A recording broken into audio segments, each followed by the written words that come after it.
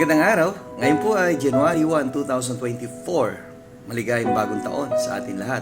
At nais kitang ipanalangin, kaibigan, sa pagharap natin sa taon na ito na darating, na dumating ay gabayan tayo ng Diyos. At tanggapin mo na si Jesus, kaibigan, na iyong Panginoon na tagapagligtas habang may pagkakataon pa sa oras na ito o sa araw na ito. Shall we pray? O aming Ama, ang aking panalangin ay inyong gabayan ng aking mga prayer partners na nakakapanood, napapadala ng prayer breakfast na ito.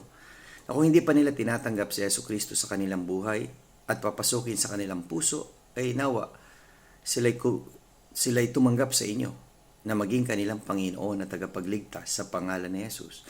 Amen. Well, let's proceed to our strong exhortation from the book of Philippians chapter 2 and verse 15, that you may be blameless and harmless, the sons of God, without rebuke, in the midst of a crooked and perverse nation, among whom you shine as lights in the world. Well, ito po yung sabi ni Apostle Paul na talagang sa kabila ng maraming mga challenges, pagsubok sa buhay natin noong nakalipas na taon, ngayon panibago na ho.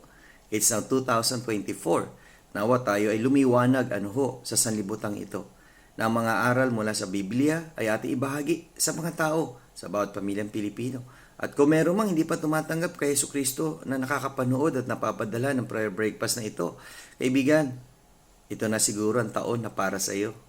Tanggapin mo na ngayon si Jesucristo. Sundan mo ang panalangin na ito sa pagharap natin sa bagong taon. Sabihin mo, Panginoong Jesus, sa oras na ito, tinatanggap kita bilang aking Panginoon na tagapagligtas at naniniwala ako na si Jesus ay namatay, inilibing, at nabuhay na magmuli para sa aking kaligtasan.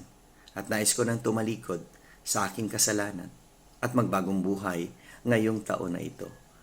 Sa pangalan ni Jesus. Amen. Kaibigan, kung tinanggap mo si Jesucristo, ngayon po ay January 1, 2024, maligayang bagong taon sa iyo. See you again tomorrow sa ating Strong Family Prayer and Exhortation.